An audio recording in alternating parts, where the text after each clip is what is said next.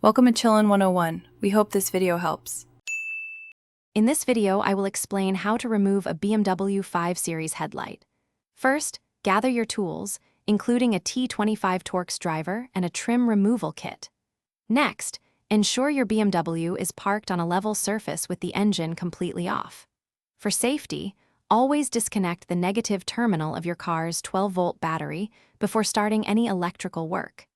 This prevents accidental shorts and protects your vehicle's systems. Now, let's move to the bumper. Begin by removing the front wheel arch liners. You'll find several T20 Torx screws holding them in place. Next, locate and remove the T30 Torx screws that secure the bumper to the fender on both sides. Gently pull the bumper away from the fender, being mindful of any clips.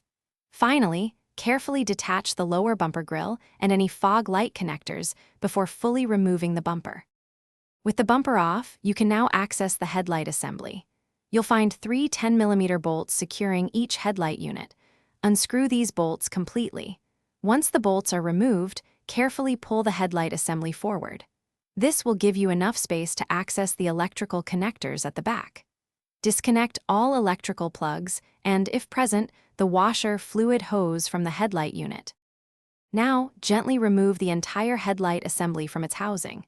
Take a moment to inspect the housing and all connectors for any signs of damage or debris. When reinstalling, reverse these steps, ensuring all connections are secure and bolts are tightened to specification. Double-check that all lights function correctly before driving.